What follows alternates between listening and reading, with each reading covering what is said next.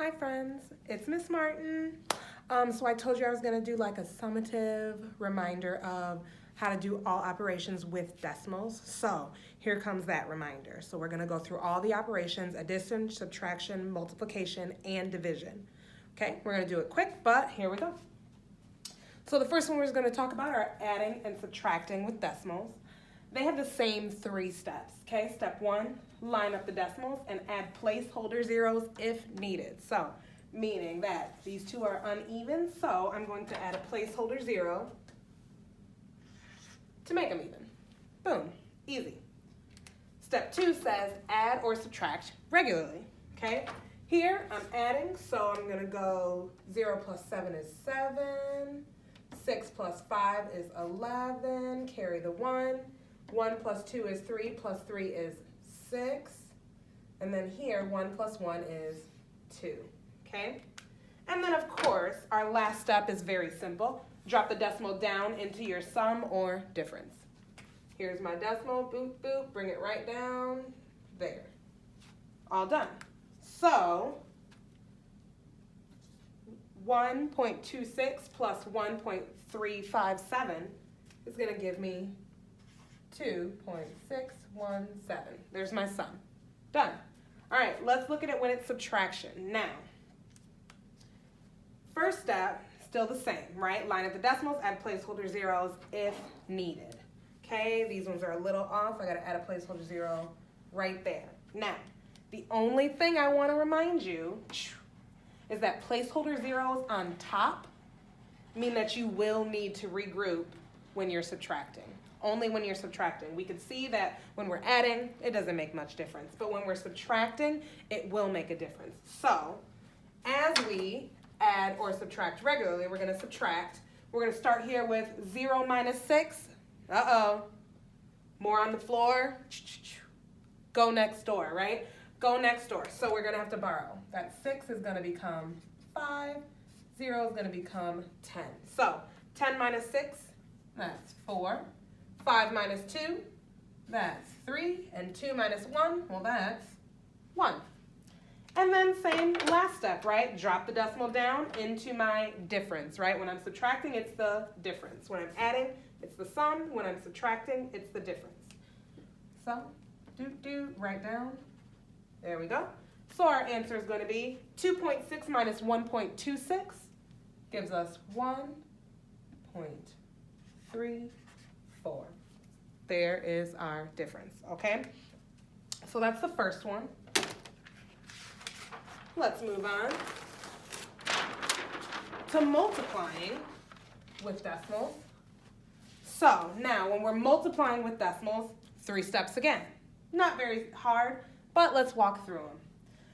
So we've got our 2 factors, and we're trying to find our product. So 2.75 times 0.03. Well, let's find that product. So let's stack them.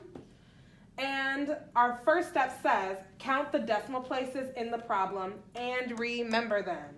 So it's really just a remembering one, but we got to count them in the whole problem. So that's 1, 2, 3, 4.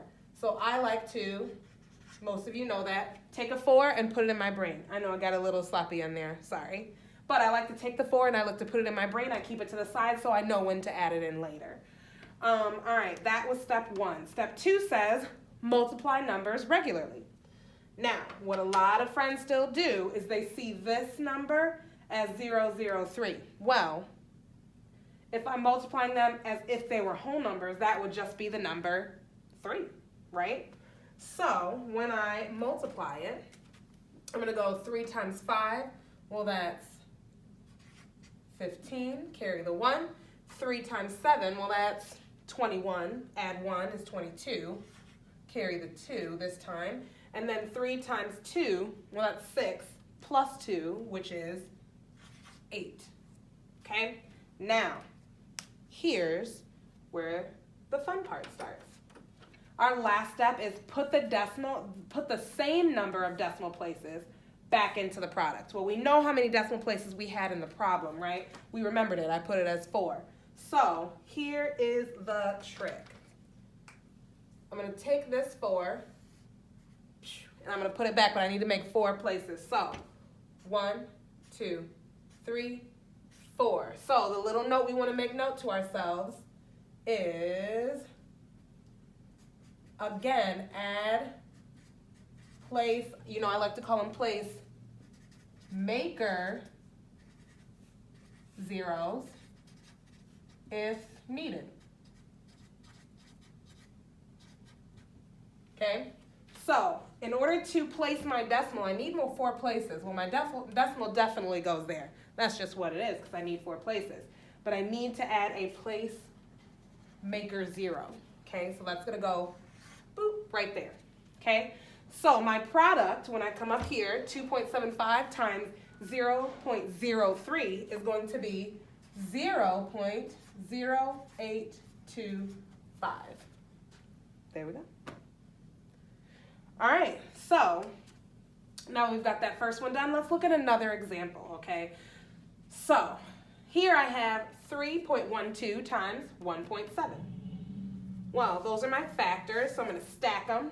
It's easier for me to do it that way. And the only thing I want you to remember is that, here's our reminder, you do not need to line up the decimals for multiplication. When we are multiplying, the placement of the decimals, I don't have to line them up. Because all I really need to do is count how many there were. That's all I need to do. And if you start adding placeholder zeros in the problem, it's going to make it way harder than it needs to be. So just remember, you do not need to line up decimals for multiplication. Just stack the numbers on top because you're going to multiply them like they're whole numbers anyway. So remember that. Okay, let's start with step 1, which is I need to count those decimal places and remember them.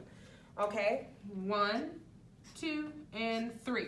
There are 3 decimal places in this problem, so I'm going to need to put those back in my answer, but that won't be till the end. I just put that to the side, and now I'm going to multiply like regular numbers, right?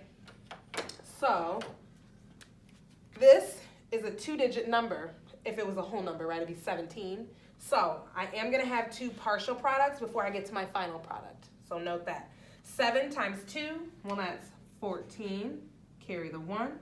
7 times 1 is 7 plus 1, that's 8.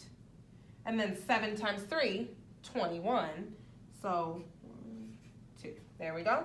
Now I have to do my other digits. So placeholder 0, right? And then 1 times 2, 2. 1 times 1, 1. 1 times 3, 3. And I'm going to add those partial products so I can find my actual product, right? 4 plus 0 is 4. 8 plus 2 is 10. 0, carry the 1. 1 plus 1 plus 1, that's 3.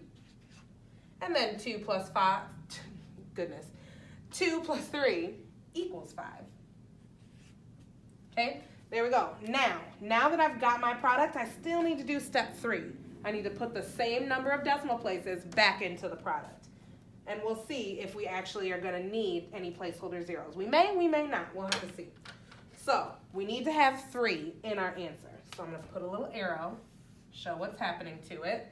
So I need 3 places. There's 1, 2, 3. So my decimal goes right there. And this time we did not need any placeholder zeros, which is cool. So when you have 3.12 times 1.7, our answer, our product is 5.304. There we go.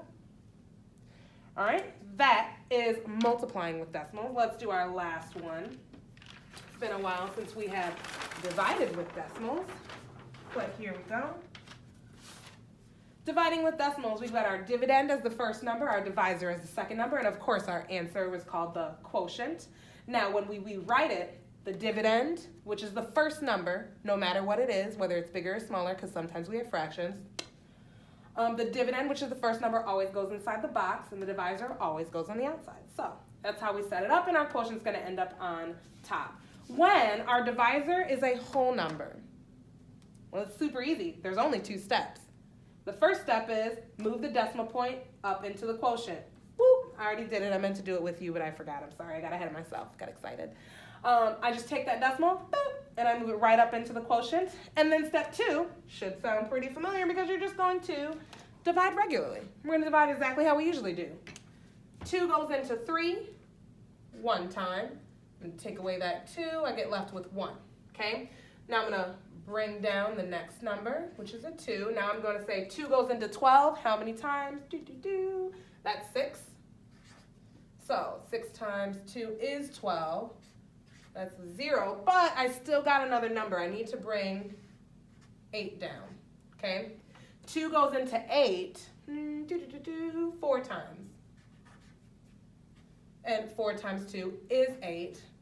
So then I get left with nothing. I've used all of my digits inside my box, and I've divided them all. All right, so our quotient here is going to be 16.4. There we go.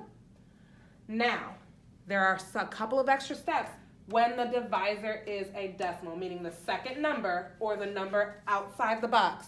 When there is a decimal outside the box or in the second number, then we have some extra steps, okay? So let's look here. Step 1 says, move the decimal until the divisor is a whole number. So I like to call it move the decimal out, right? So here we go. Here is our divisor. I need to move that decimal 1 time. Just gonna put that under there. I only moved it 1 time. So now my decimal is here. This is a whole number. It is the whole number 2, all right? Step 2 says move the decimal and the dividend the same number of places. How many times did I move it outside? 1. I had to do the same thing inside. So I'm going to take this decimal and I'm going to move it 1 time, okay? This decimal does not exist anymore. It is now over here, okay? Now, step 3 and step 4 are going to sound familiar because they're just the same ones from when our decimal is a whole, when our divisor is a whole number. And that's because we made sure that our divisor was a whole number. Now that it looks like this, I know where there's 1 decimal, because this one is gone too. I know what to do because it's the same. Now it looks the same as this one. My divisor is going to be a whole number. So I'm going to move the decimal up into the quotient. Here we go. I'm going to take this decimal that's back here. Boop. I'm going to bring it up so it's right there in the quotient. I know where it is. I can track it. I know where it goes in the answer, in my answer. Step 2 is going to, step 4, last step, divide regularly. Everything else is done. All I need to do is do my regular division, which is going to look very similar to this, but my decimal is in a different place because I had 1 outside, okay? So here we go. 2 goes into 3, 1 time. Take away 2, get left with 1. Bring down my next number, okay? 2 goes into 12. 6 times. That gives me 12. Subtract, that's 0, but I still got to bring down that 8. 2 goes into 8 4 times. That's 8. Leaves me with nothing. It goes in perfectly, but my answer is different because my divisor was a decimal. So now, instead of being 16.4 when my divisor was a whole number, I have 164 as my quotient, okay? Don't get tricked. Remember, when there is a decimal on the outside, don't forget that your first step, get rid of it. Move it out, okay? And however many times you move it on the outside, that's how many times you got to move it on the inside, all right? Don't get tricked. All right, those are all of our reminders for operations with decimals. I'm going to take pictures of every single one of these anchor charts, and I'm going to send it along with this video so that now that they're done, you can look at them, you can see them, and you can help them. You can use them to help you with the review work that's in your packet for this week. All right, love you guys. Email me if you have any questions. Bye.